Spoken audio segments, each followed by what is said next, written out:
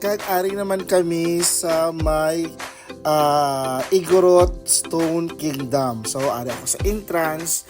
Tapos kinahulat ko maupod ko nga putsakon pasulod kay nagatalithi. Okay? Ari nakasulod na kami sa sulod.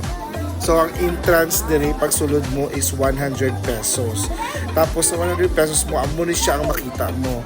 So makita mo gid siya isa ka kastilyo ang ginhimo nila out of stone.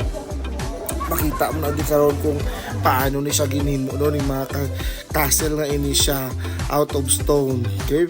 Perte kabudlay gini siya himuon, guys.